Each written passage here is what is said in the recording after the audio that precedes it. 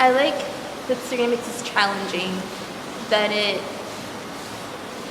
forces you to think outside of the box. It doesn't bend to your will.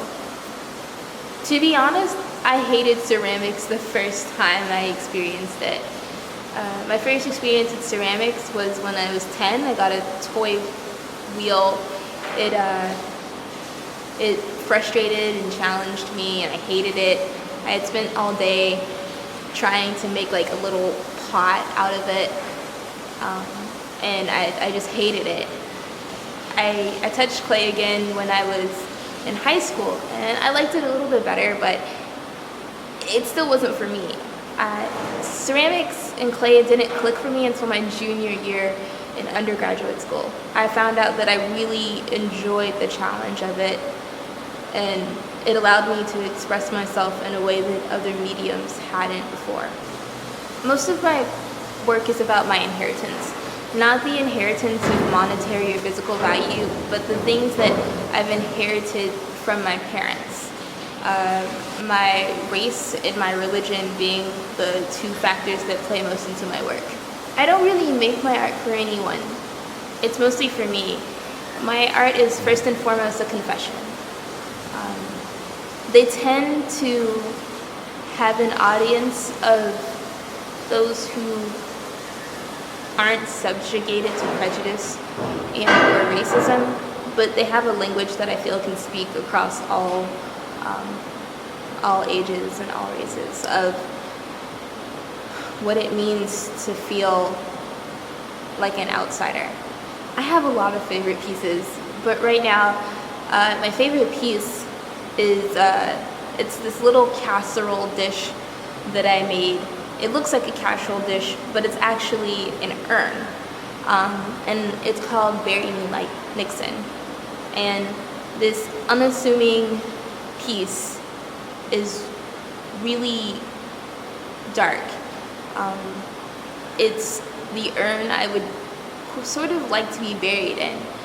It has two sections of it. The bottom of it is dark purple hue, kind of like fire, and then the top is a nice white, and it basically represents how I want to be buried. I want to be pardoned of all of my crimes and forgiven for all my sins. I want to be buried like Nixon, white.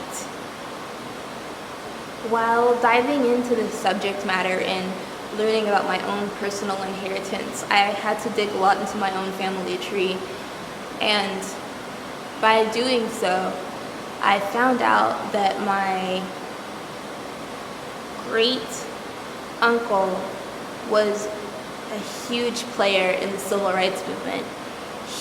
His name is Carlton Reese, and he was the leader of one of the Alabama choirs, and he helped write and compose We Shall Overcome.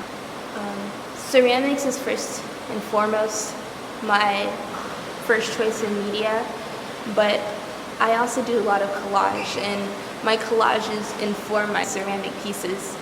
These pieces that I make in collage translate over into ceramics, so I'll make them physically first and then scan them in, and then later turn them on into decals to put onto my pots.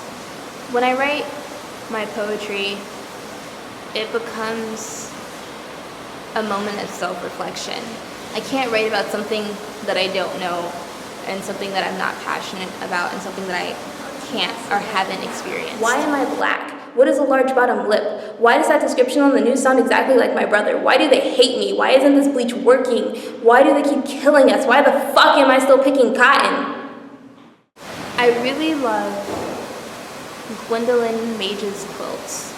My great-grandmother was a quilter, and she took what is considered like a craft medium and really elevated it, which is something that ceramics is sort of going through now, the idea of craft versus fine art.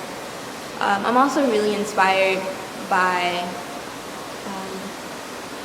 I want to say right, Kara Walker. She does these really poignant, beautiful silhouettes about the antebellum style.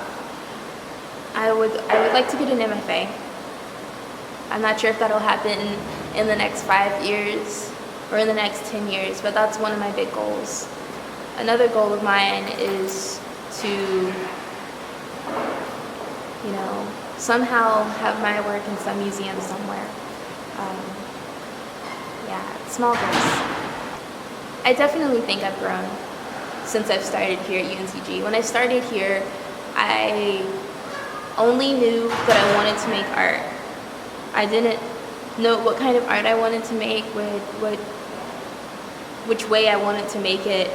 I didn't know anything except for I could draw really well, and I didn't want to do anything else. I didn't know any specifics.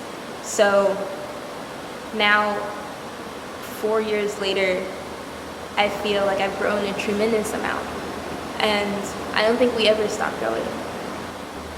We're still growing hair and fingernails until the day we die. So to stop growing is to stop learning, and you should never stop learning.